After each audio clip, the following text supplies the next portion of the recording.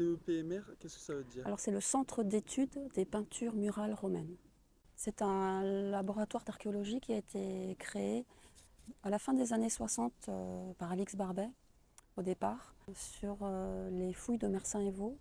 Et par la suite, donc il y a une cinquantaine d'années, l'association APPA s'est créée pour pouvoir également engager des salariés, notamment des restaurateurs.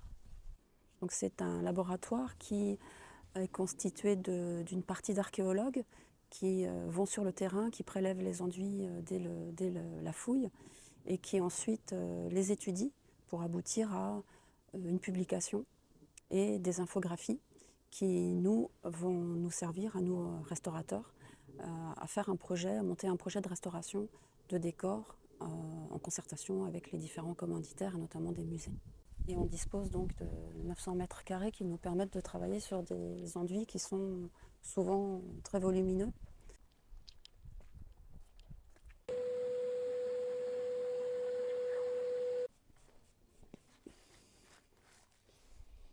On travaille sur un décor qui a été découvert en 2017 dans le Rhône, sur le site de Sainte-Colombe.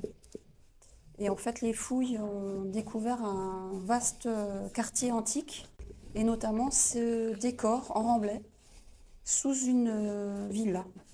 Les premières étapes pour la restauration de ce panneau, c'était d'abord des phases de consolidation et de stabilisation des fragments qui comportaient des concrétions, beaucoup de concrétions très couvrantes sur la couche picturale qui empêchaient à certains endroits de bien lire le décor.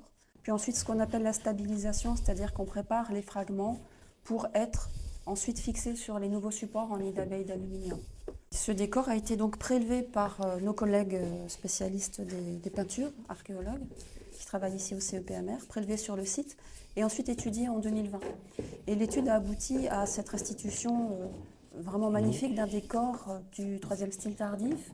Donc on fait des références pour retrouver un peu les recettes et on fait des tests pour pouvoir choisir quelle couleur est la plus adéquate pour pour appliquer sur les panneaux. Donc il y a ces différentes teintes de couleurs et on choisit la plus adaptée. Donc on utilise un sable qui est exempt de sel et on y ajoute différents pigments qui sont pratiquement ceux de la palette du peintre antique pour obtenir les teintes le plus proches possible pour compléter les décors qui ont disparu.